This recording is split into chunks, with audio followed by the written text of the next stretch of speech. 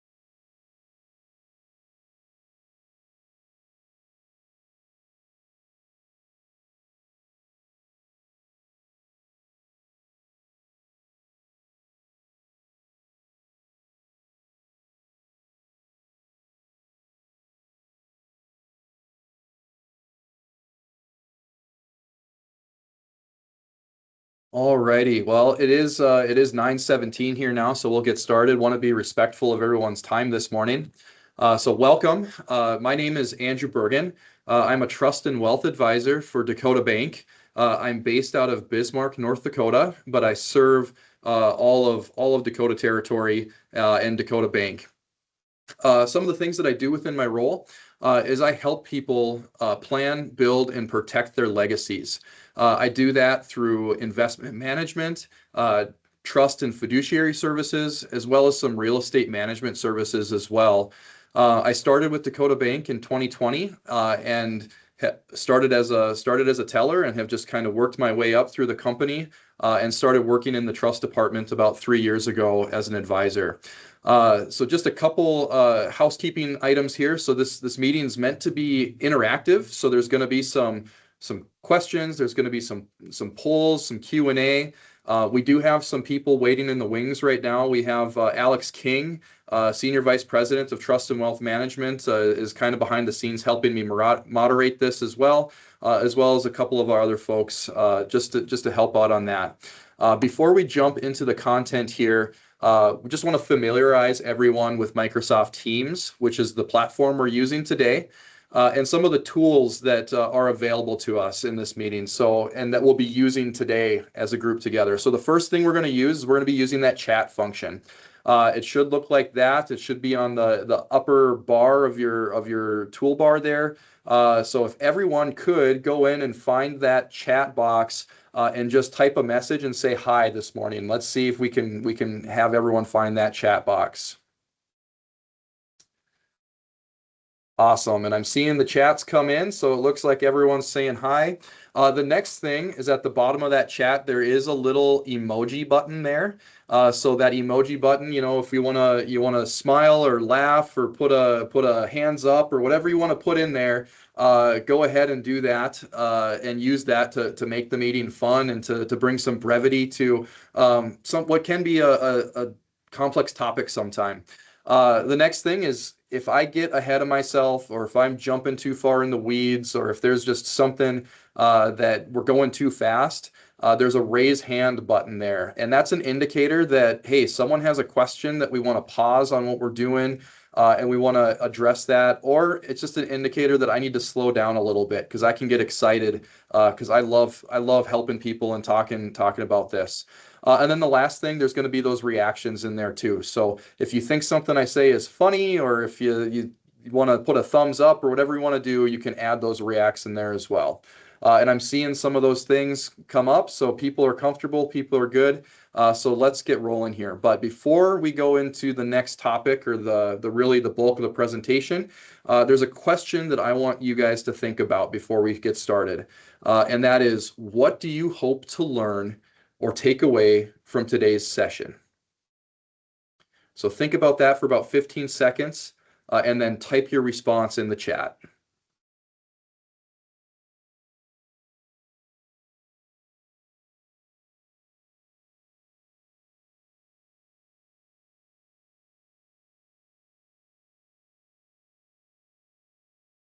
All right, well, it's my hope today that by going through the different tools and the different things there, that we have a better understanding of what it means to plan for retirement and how to have a successful retirement.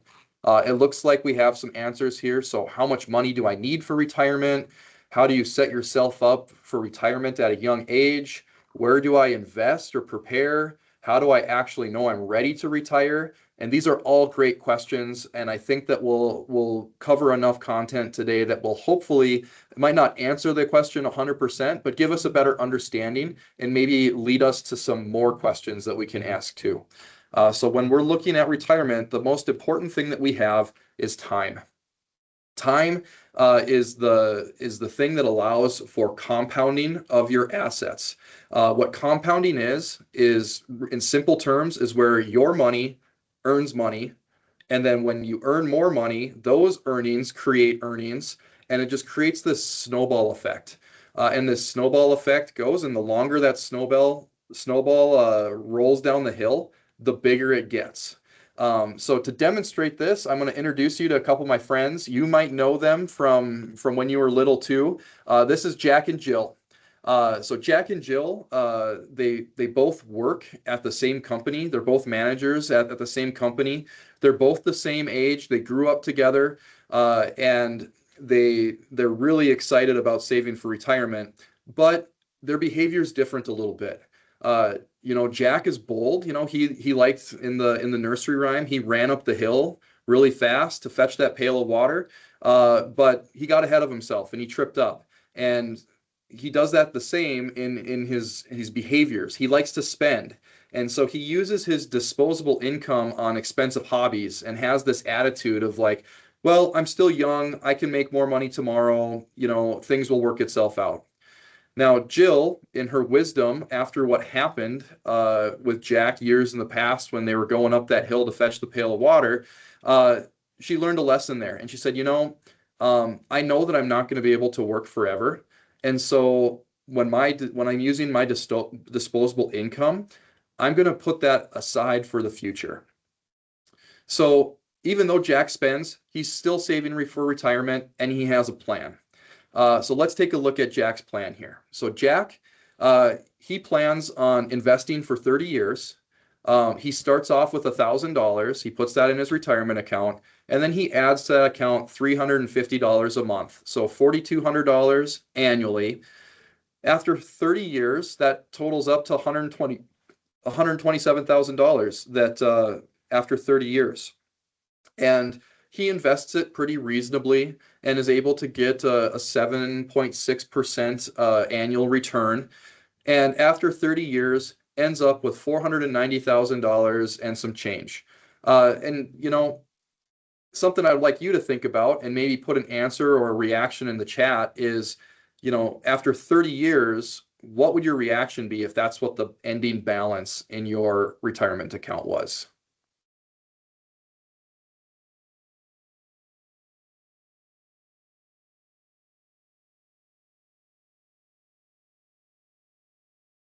Yeah, thumbs down, some teary face, maybe flat, could be better. It looks like we have someone that's a little bit ill over that. some panicking. Yeah, because we know how expensive it is to live. We know we have car payments and mortgage and daycare costs and school costs and all these things in our life. And we know that that's not going to stretch very far. So in contrast, what we're going to do is we're going to take a look at Jill's plan. Uh, so the plan is exactly the same. She starts with $1,000. She invests $350 a month, $4,200 annually. But where she differs is she decided to invest for a period of 40 years. So adding 10 years onto her investment plan, uh, her initial layout or her contributions to that's $168,000, same rate of return, but her ending balance is 1.1 million and some change. Now drop in the chat what you think of Jill's balance.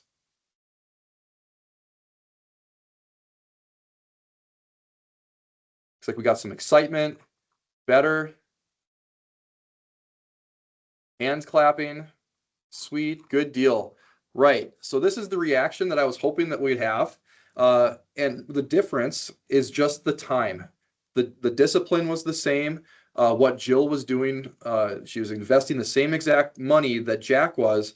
The only difference was time. And we can say this another way. The way we can say this is the cost of waiting 10 years is about $618,000. And over that 10 years, you're only adding an additional $41,000 if you're investing. So Jill invested an additional $41,000, but she got back $618,000 and got ahead.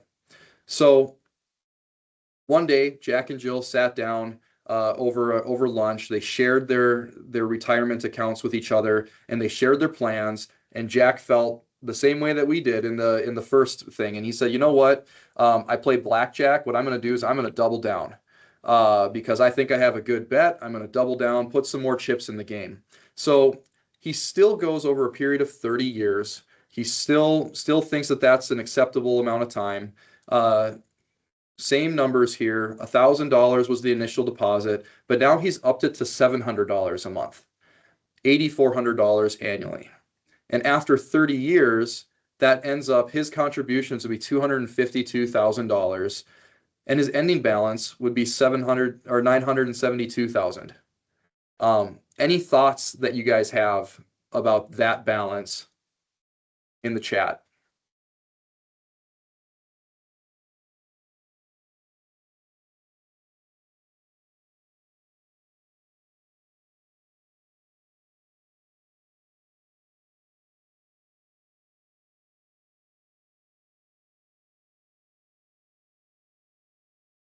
Yep, better than before.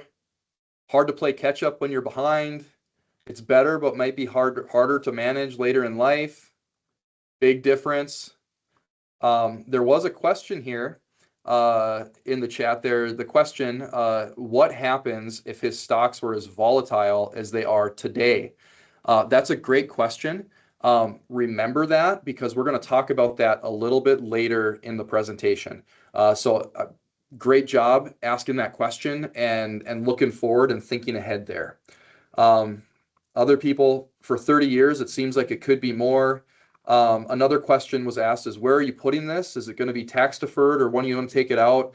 Those are all great questions and all topics that we're going to cover as we get into the presentation as well. So back to Jack and Jill, the lesson here is that compounding is more valuable than doubling down. So Jack invested an extra $127,000 and he still couldn't catch up to Jill.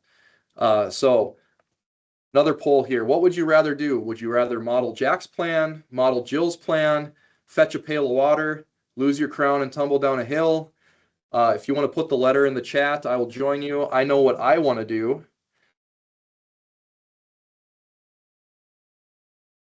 Great. I love it. We're all on the same page. We're all on the same page. We want to model Jill. So with that, one of the questions we go is, and this is maybe a question that Jill had, and it's a question that came up here, is that going to be enough? And how do I know if I have enough? And one of the ways that we can think about this is using some age benchmarks. Now, these are just kind of guidelines and tools. And it's not a way like I hope that you don't have an emotional reaction with this and go, oh man, like I'm doing a bad job. Because that's not the intention of what this is to show. What this is just it's just information to help us make decisions of what we can do today to better our future. Because we learned in the last example that time is our friend. So the best time to invest was yesterday. The second best time to invest is today. So these numbers and kind of where these benchmarks come from is if you start at age 25 and you invest 6% of your annual income and you increase it by 1% a year until reaching 15% a year, these are the benchmarks that you could reach. So by 30, about half of your salary saved. So if you're 30 years old and you make $50,000, $25,000 in your retirement account. In 5 years, when you're 35, if you make $50,000, having $50,000 or $75,000 in your investment account. The next 5 years, and you can see how the numbers expand. And as you go further down the benchmarks, that range gets bigger. Now, why does that range get bigger? Because returns can be volatile. Just one of the points the chat made earlier in the presentation, returns can be volatile. People's behaviors can be volatile, or they can be different. And all volatile means is that it's just rapidly changing. Volatile doesn't mean bad. Volatile doesn't mean good. It just means that things are changing very quickly. That's all that means. And so over a period of 30 years or 35 years in this example, those changes are built into those returns as benchmarks. So for me personally, I'll be real vulnerable and real honest with you guys. I didn't start saving until I was 28 years old. I'm 34 years old today. I started at 28, and according to these benchmarks, I'm a little bit behind the eight ball. So what I'm doing now is I have my savings rate to about 11% of my annual income, which if I would have started when I was 25 and started at 6, I did what Jack did, and I kind of doubled down a little bit on my percentages because I know, and after going through this and thinking about things, going, hey, I'm going to change some of my behaviors because yesterday was the best day to invest. Today is the second best day to invest. Any questions on these benchmarks before I move on? Just take a moment here.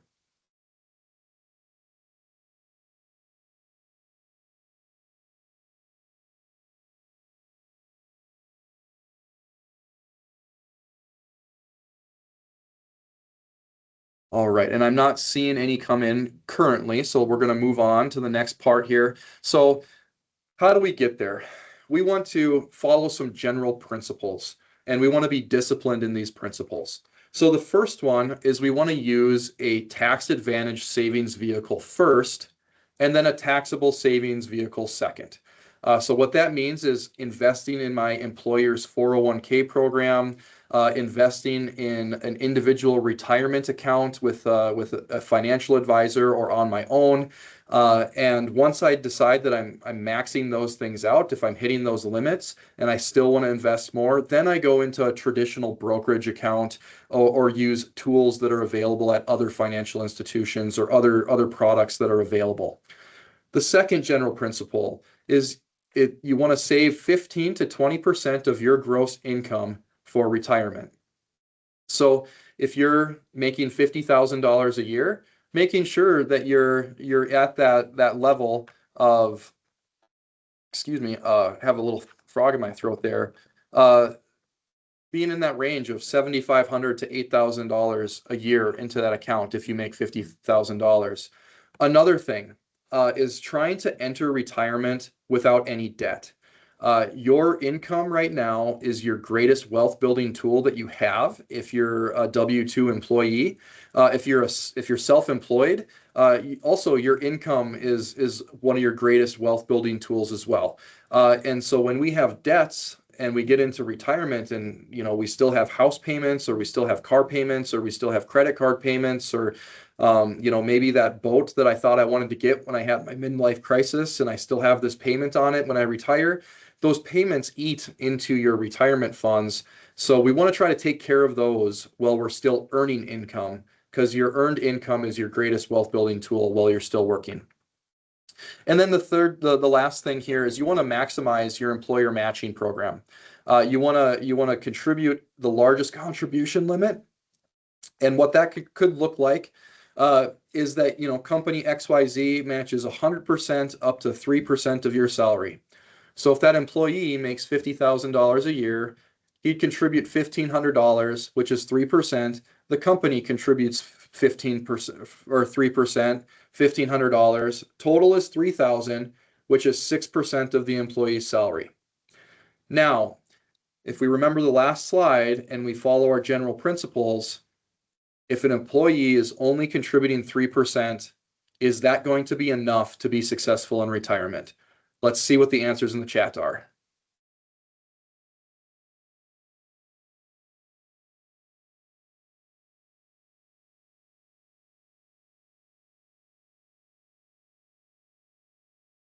All right, we're all on the same page that no, that's not going to be enough to get us there.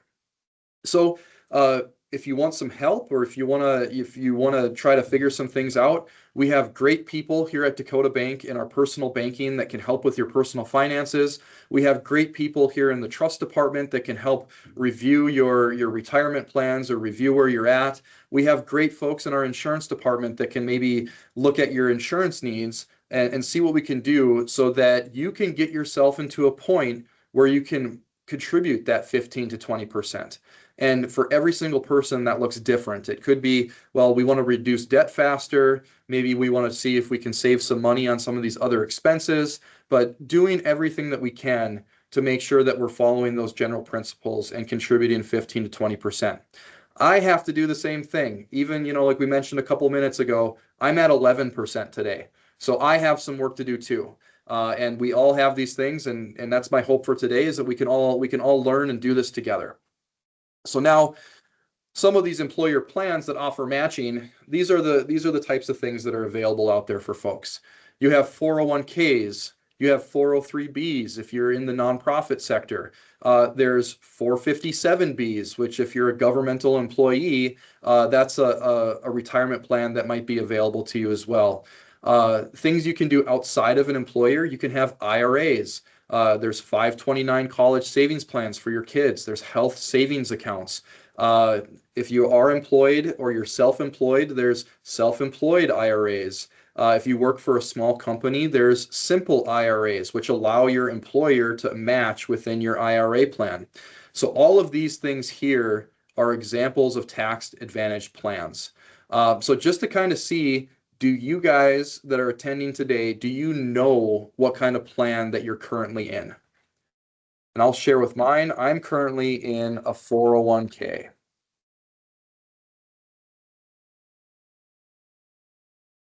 401k and HSA, 401ks. We have someone that's enrolled in a Roth option. That's actually my next slide. So that's great that people are thinking about it. Someone here's got a 529 for their child, for their son. Awesome. Glad that you guys know what your plan is and what you're available. So let's talk about this a little bit. One of the things in the chat was traditional and Roth, and that was a question that brought up earlier. So let's take a look at that. This is a comparison side by side of what a traditional IRA is, or a traditional 401k, or a traditional 403b versus a Roth, and the differences between the two.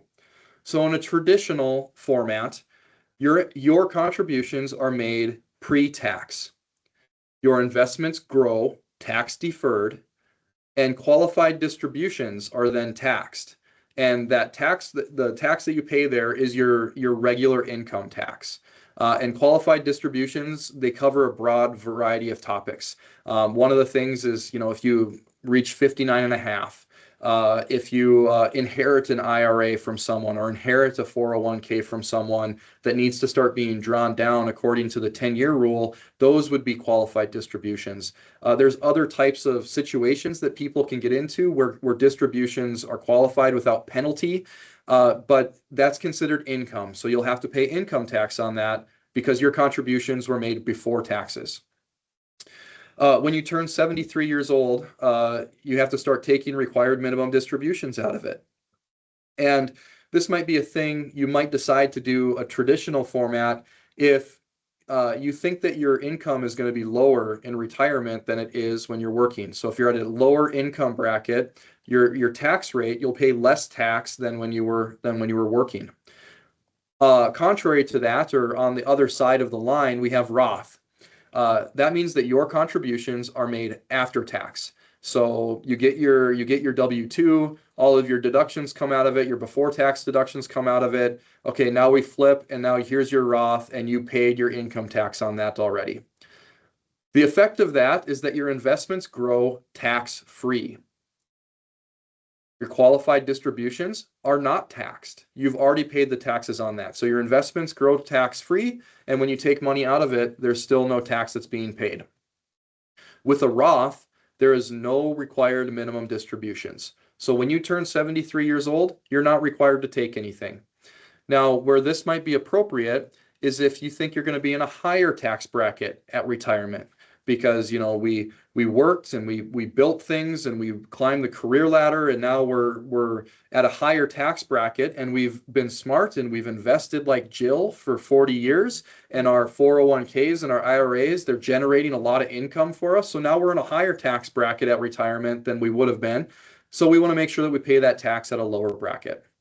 And kind of some advising that financial advisors do today is that it's okay to have money in both buckets, because we don't know what the tax implications are going to be in the future. We don't know what those future tax brackets are going to be. We don't know what the monetary policy is going to be in the future. So it's okay to have both. So let's look at a little bit of numbers just to compare. So we know that in a traditional, it's pre-tax, it grows tax deferred. And what the impact of that is if you're a person making $50,000, having your contributions come out before tax, you have an annual tax savings of $1,600 a year, roughly. And then at retirement, your after-tax retirement value would be about $1.4 million if we follow all these numbers. Contrary to that, or on the other side with a Roth, you have zero annual tax savings because you're paying that tax. But your after-tax retirement value would be 1.885 million. So this is the same person, same income, same savings rate, has the same rate of return, but the after-tax value is about $400,000 more. Now, when you're enrolled in an employer plan, typically your employer makes their match in a traditional format. So you might be contributing Roth, so your contributions are taxed, but your employer match is going to be before tax. So then you end up at retirement with a blended account. And this is what this blend does for you. So in the Roth, your future value at retirement is about 1.4. Those are your contributions that you put in according to all of this stuff. The employer match, that future value is going to be about $371,000, because that's just the money that the employer put in, not the money that you put in. And so then you look at that combined after-tax value, it's about 1.7. And that's figuring a 3% match. So a 15% savings return with a 3% match built in there. So it's a good mix and blend between the two. So you do get, you personally might not get the tax savings, but your employer is getting some tax savings by making it in a traditional format. You're paying the Roth, your combined after value is 1.7. Any thoughts or questions on this comparison? What are your guys' reactions?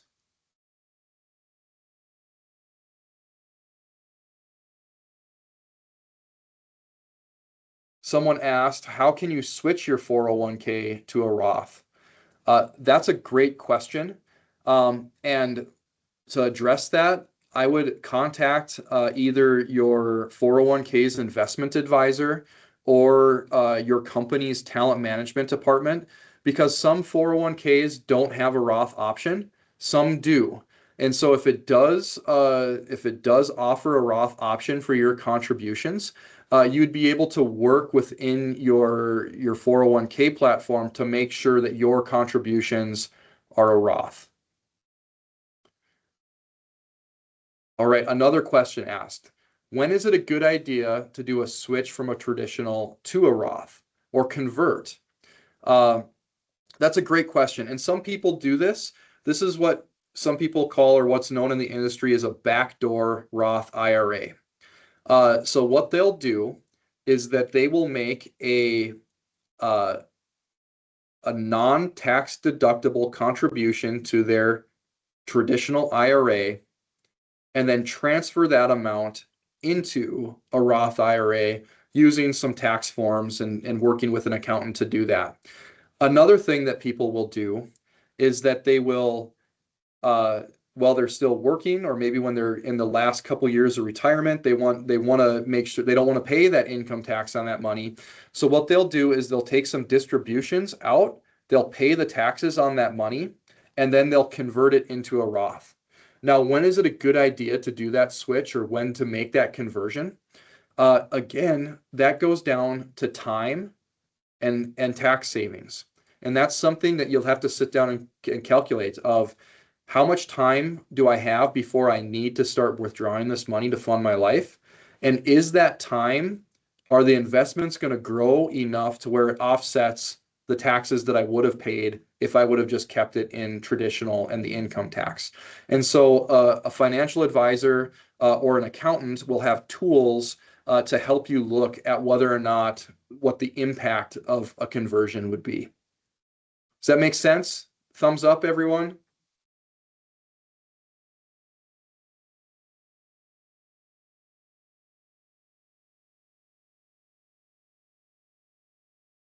Alrighty, great deal. Thumbs up. The next thing we're going to do, now we've kind of talked about those employer-sponsored plans, and those are the primary vehicles that people use, those 401ks and those IRAs. Now we're going to talk a little bit about HSAs and 529 college savings plans. So an HSA is available to someone if they're covered under a high deductible health plan. Your contributions into an HSA are 100% tax deductible. Your investments grow tax deferred. Your unused balances carry over to the next year, and qualified distributions are tax free. Does this sound familiar? What does this sound like we just talked about? I'll type in the chat if something comes to mind, if you think it sounds familiar. Then with this, if you have non-qualified distributions, so let's say, okay, I have HSA, but I need the money to pay for car tires instead of that broken arm. Well, then there's a 20% tax penalty on there if it's used for a non-qualified distribution. One of the attendees says it sounds like a Roth. Possibly, it possibly sounds like a Roth. There's some elements there that sound like a Roth, but it's actually more akin to a traditional. So I'll just go back to the traditional real quick. So contributions are made tax-free. They're tax-deductible contributions. The investments grow tax-deferred. And then the difference, this is where it crosses over into the Roth, is those qualified distributions are not taxed. So it's kind of like a blend between a Roth and a traditional. But here's one of the really cool things about the HSA, is that 20% tax penalty is waived when you turn age 65. So at age 65, I take a non-qualified distribution out of my health savings account. Now it's like an IRA, and I'm only taxed on my regular income tax. Here's a question. Is it better to leave the money sit in the HSA or invest through their platform? That's a great question. And the way I'd answer that is it depends on your needs. So if you are in a period of your life where you're doing a lot of doctoring and you need that HSA money to be regular, and you need to make those qualified distributions to pay for your medical care or your family's medical care, it might be okay to let it sit there in cash and have some liquidity available to you, so you can make those payments. Now, if your income, you're contributing to your HSA to get the tax benefits, but if your income can still support that medical care, I would invest it through the platform and invest it. Now, here's another really cool thing about an HSA is that it doesn't matter when the medical care was received. So if you have an HSA and you receive medical care, keep that receipt. Keep the proof, keep the receipt of that medical care, and keep the proof of that qualified distribution. because I can keep and I can generate my files of all the premiums and all the things and all the qualified things and medical care that I got. Let that account grow for 20 years or 25 or 30 years, and then go to my HSA provider and submit all of my receipts to that all are qualified. So it's just like insurance. So with an insurance claim, like I used to in a previous career path, I did supplemental health insurance, really similar to Aflac. Um, if an Aflac had benefits for different things, or this company had benefits, like, you would get a certain dollar amount for getting your annual checkup. And if you had a hospital stay that, and you put in a claim, they'd give you an additional money. Well, sometimes people forget that they have those products available to them. And then they sit down at their annual enrollment period with their employer, and you sit down, and that Aflac rep might ask you, "Hey, like, have you had any claim? Like, I don't see any claims in your file. Have you done your annual physical? Have you done these things?" And if you can show proof of that, then you can make the claim and still get reimbursed. So as long as you can show proof there, and that's how it is now, according to my understanding. That could change in the future. So, and another question: what documentation would be needed to submit for the funds in the future? That's a great question. I would check with the HSA provider on their claim process and what documents are needed there. So that's why you might hear some people call an HSA a secondary retirement account, because it has all these benefits. You can invest within it. They grow tax deferred. You have those qualified distributions are tax free. But then when you turn 65, you can take those distributions for non-qualified, and it acts just like an IRA. So great, all great questions. The other plan that one person said that they had at 529 for their son, this is a college savings plan. What this does is it's exempt from federal and state income taxes. It has tax deferred growth. Your qualified expenses are tax free. So things like books, tuition, room and board, stuff like that. I would check with your 529 provider just to make sure that those things that you're requesting distributions for are qualified, so you don't get hit with any penalties. The plan is transferable to different family members. So let's say, yep, I have a 529 for my son. He's really young right now, but when he turns 18, he decided that he wanted to go to tech school and pay for it himself, or he decided he wanted to join the National Guard and get the education benefits through the military, and so now he doesn't need that 529. Well, if you have another child, that 529 can be transferred to that other child. But let's say, you have this 529 plan and nobody goes to college. So you don't have any distributions that are available. You don't have anything there. Well, if the account is 15 years or older, up to $35,000 can be transferred over into a Roth IRA. So it's still a good idea to have some of these secondary things beyond your 401k plan. Great. So now let's look at a practical example. So I'm currently enrolled in my 401k program. I contribute 3% of my income to maximize the employer match for a total of 6% of my gross income. I have a high deductible health plan and 2 small children at home. What should I do? Should I open an HSA? Nothing, I'm good. The future will work itself out. I should increase my 401k contribution to 12%, or I can just hope that my kids will take care of me when I retire. Put it in the chat. What do you think we should do?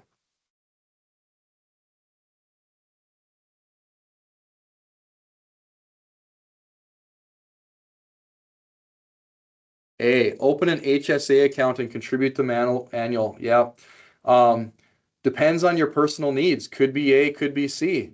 Yep. It also could be a little bit of a blender of both. Like, 6% according to general principles is not going to get me to a successful retirement, but my family could probably benefit from some of the tax benefits of an HSA. So maybe a little bit of a blend of both. Before we get too far in the chat, there was a great question that came in. If there's more than 35K left in the 529, what happens to that money? That's a great question. And my current understanding is that would have to be transferred to another family member that could use it for a qualified distribution. So that's a great question. And I would sit down with your either your tax consultant or your financial advisor and get a more clear answer. Because this presentation, I forgot to mention this in the beginning, but this is just all general information, and sometimes we can't get into the specifics for regulatory reasons and stuff like that. But great questions, appreciate the questions. Follow up with your advisor or with your plan provider.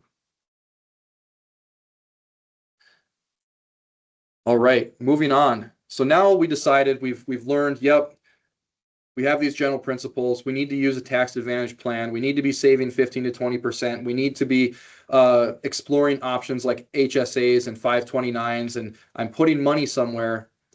But now I know, like, how do I build a portfolio now? Like, so that was a question earlier, is do I just let the cash in my HSA sit, or do I invest it? How do I invest it? Well, some of the things you have to consider when you're looking at building your portfolio are your risk factors. How old are you? How long do you plan on working until you retire? What kind of investor are you? Do you like to take risks? Do you like to be conservative? Would I lose sleep at night if?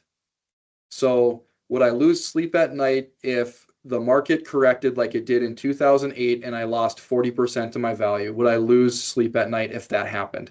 Would I lose sleep at night if a global conflict happened and oil prices jacked up, like this happened numerous times in the past? Would I lose sleep at night? That's a great indicator of what kind of investor you are. The next thing you need to consider is your asset allocation. An asset allocation is a mix of equities or stocks and fixed income, which are things like CDs and bonds. But for simplicity, we'll just call it equity and fixed income. Within that asset allocation, there's growth equities, there's balanced mutual funds, capital preservation. You know, do I want to save all the money and not take any risk? I want to preserve the capital. How do I choose what my mix of equities and fixed income should be? So in general, you take 100 minus your age. So if I'm 30 years old, I take 100 minus 30, then 70% of my portfolio should be in equities. But that's not considering any of my risk factors. So if I'm 30 years old and I know that I'm going to invest this money for 40 years, and I know that the market goes up and down over time, but typically trends up, I might decide to be more aggressive than 70%. I might decide to do 90% or 100%. Me personally, I'm 34 years old. I plan on working until I'm 67, so I got a lot of time before that retirement. I do understand that the market has ups and downs, but it trends up over time. So for me personally, 90 to 100% of my holdings are in equities, and they're in growth type investments. So my style is kind of more, it's more risky than someone else's style might be. Any questions on asset allocation or your risk factors?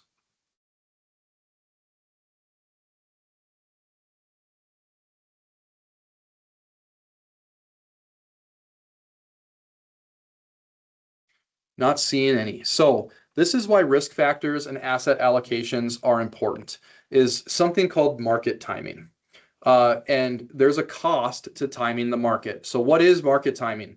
Market timing says, okay, I'm going to invest some money, and I'm gonna watch it, and I'm gonna check it every single day, and I'm gonna check how the market's doing every single day. And oh well, the market's really high right now, so I'm gonna sell, and I'm gonna take my profits out because I think that the market's gonna drop. Well, the market might drop, the market might keep going.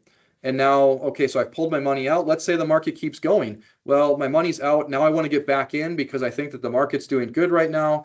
Well, now my cost basis or the expense or the money it takes to buy those investments, it's at a higher level now. And I missed out on those returns that happen there. On the flip side of it, it's like, what we hope happens is that, market's good right now. I'm going to sell, and then the market drops. Oh, great. The market dropped. It's not doing very good. I'm going to wait to buy in until it gets better. Well, then the market starts to get better, and then, you're not confident, and then you wait, and then you buy back in. And so you're going in and out, in and out. And this is the impact that it has. So this is the cost of market timing. This looks at the S&P 500. annualized returns when missing the best days over the last 25 years. So from 1999 to 2024. This is a little bit outdated, forgive me. So this is last year's numbers, not this year's numbers. So if we would have invested in 1999 and we wouldn't have missed any of the best days in the stock market, so we kept it invested, our return would be around 6.46%. Now, if we did that, we saw something happening, we had that reaction, we pulled our money out. And in the last 20 years, if we just missed 10 of the best days, so think about that. In 20, there's 365 days a year. So over 20 years, that's something like, what, like 6,000 in some days. And if you just missed 10 of them, your returns would have been cut in half. If you missed 20 of those days in the last 20 years, would have been 1.62%. You miss more than 30 of the best days over the period of 20 years, now your returns are negative. Your dollar is not keeping up with inflation. So this is why that asset allocation is important, because it maintains your discipline. And as time goes on, okay, let's say I'm going to switch to the next slide here.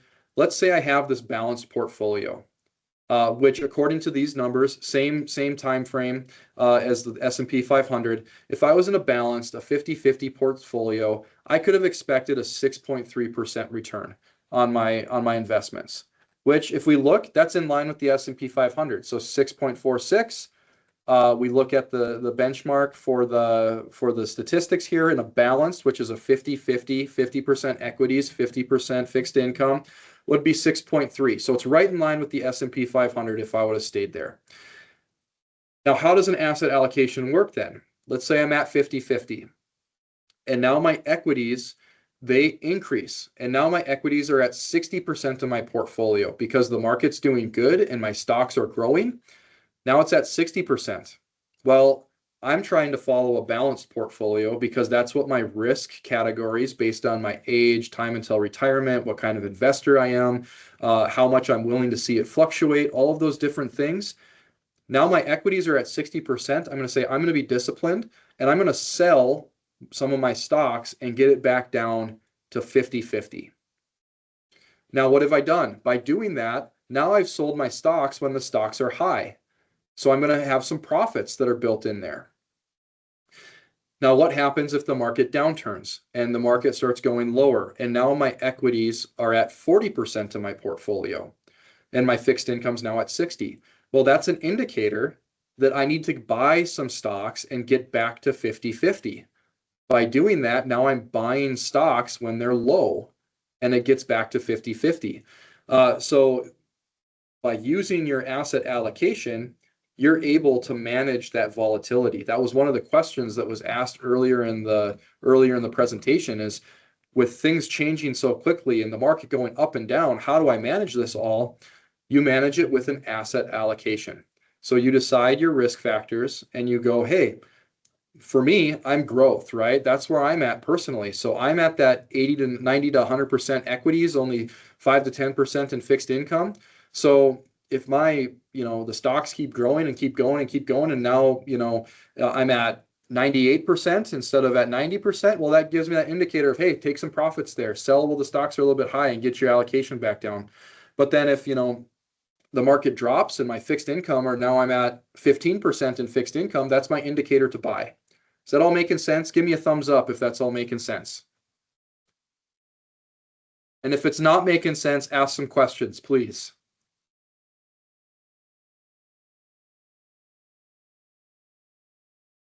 All right, getting some thumbs up here. Getting some thumbs up. Awesome.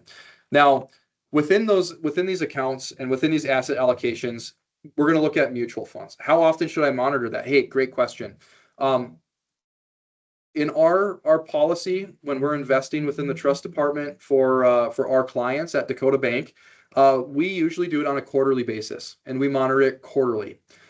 Some people, they look at it annually, and they only adjust it one time a year. Some people, they adjust it one time a year. They do it biannually or semi-annually. And this actually leads into this slide here, that question of how should I monitor that? There's two ways. The first way is using that asset allocation and purchasing mutual funds that are within the different asset classes that are available, whether it's a large company, medium company, small company, international company, whether it's a growth style or a value style, and all these things. These are terms and these are jargons. And I think if we wanted to get more specific, that's another presentation, because I want to be respectful of your guys' time. If you're investing in that way, that means that you're controlling your asset allocation. You're looking at your large cap, you're looking at your mid cap, and you're making those adjustments on a quarterly or semi-annual or annual basis. The other way to do that is through the use of a target dated fund. A target dated fund is a fund where you say, hey, I'm going to pick a date that I think I'm going to retire. So for me, I want to work till I'm 67. That means that my target retirement date is 2065. So I'd be looking for a target dated 2065 account. The allocations then are automated. And the further away from that date, the more aggressive that portfolio is going to be, because there's less risk factors that are involved, because I'm younger, I have more time to earn income. I'm going to be aggressive and try to grow this account so that when I reach retirement, I have enough money to live on. Within those target dated funds, there's fund managers that are making those adjustments on your behalf automatically, so you don't even have to monitor it. If you choose to use target dated funds, to get the impact of it, you should put 100% of your contributions into that target dated fund, so you get the full impact of the automation. So to answer the question is, how often should I monitor that? If you're using a target dated fund, it's a set it and forget it, and the target dated fund monitors those allocations for you. If you decide that you want to have a little bit more control over your investments and you're using the individual classes that are available, you have to decide quarterly, semi-annually, or annually. Make sense? This is fixed income. Like I said earlier, fixed income is bonds, treasuries, cash. These are usually considered low risk investments, and this is how people preserve a portion or preserve that capital preservation. So this is like, think of, maybe the 85-year-old grandma who's on a fixed income that she needs this money to live on, and she's not earning any income anymore. So she wants to protect what she has, but she still wants to get a good return. Or to get some return on it. So these would be the different tools that we go through. And just like in the previous slide with large cap, mid cap, small cap, going into fine detail on these is another presentation further down the road, to be respectful of your guys' time. One note here is that typically in the stock market, what we've seen is that income markets hold their value and outperform the stock market when the market detracts. And that's an inverse. And then when the stock market is holding, is outperforming, then the fixed income, it either holds their yields or the yields decrease because the stocks are going well. So there's this inverse relationship between fixed income and equities. And so that's why people use fixed income to help manage their risk within their account. That being said, there's been 3 times since World War II where both the market and the fixed income have mirrored each other. The first time was in 1979 with the stagflation crisis. The second time was the housing market crash in 2008, 2009. And the third time was in COVID. So there is some periods of time where an asset allocation might not work 100% of the time. But in general, this is a great way to manage your risk and to help build your portfolio. Just wanted to make those couple notes there. So let's look at a practical example of asset allocation. So this portfolio is someone that I personally know, is pretty close to me. When I became a financial advisor, a trust and wealth advisor, they asked me, said, hey, review my investment account for me, please, and tell me what I should do or what's going on here. And when I looked at the account, it was asset allocation, 25% in large cap, 25% in small and mid cap, 25% in fixed income, 25% in international. He owned 4 mutual funds, 1 mutual fund in each of those categories with 25% in each. Well, during COVID, he ended up losing 30% of the value in his account, and he got really frustrated, which is why he asked me to take a look at it. And I just told him, I was like, hey, What is your advisor telling you? What is your advisor saying about your asset allocation or saying about opportunities? And he just said, well, my advisor just says that if I'm getting a 10% return on average over 20 years, that I'm doing pretty good. Like, okay. A question to ask then is 10% over 20 years going to be enough to meet your financial goals? He goes, well, no, because now the way this was invested, I have to work another 5 or 10 years to make up that money so I can retire successfully. So I challenged him to go and meet with another financial advisor. And then this is what they came up with. 50% of his account ended up in large cap stocks, about 5% in fixed income, 5% in international, and then the remaining 60% in fixed income to help manage that risk. So this is more, he went from a very unorthodox or very traditional asset allocation model of, hey, just put 25% in each and we'll make the trades and we'll balance it as it goes along, to more of a targeted account that meets his financial goals.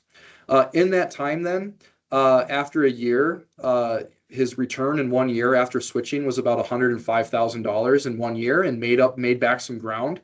And he asked his financial advisor to do some Monday morning quarterbacking and saying, hey, if we would have just invested like this since the beginning, what would have happened? What would the impact been?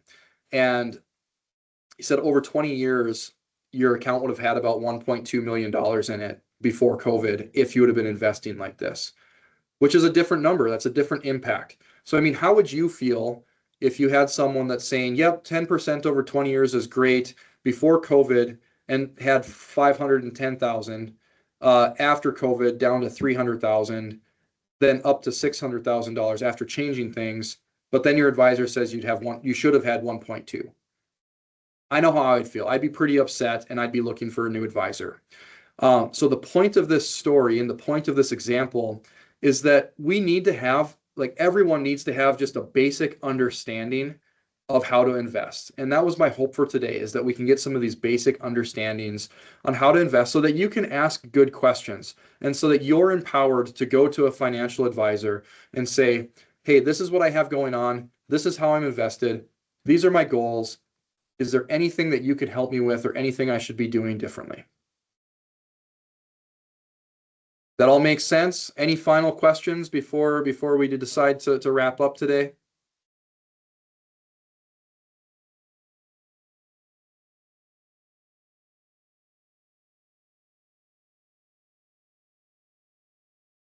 Thank you. Thank you very much.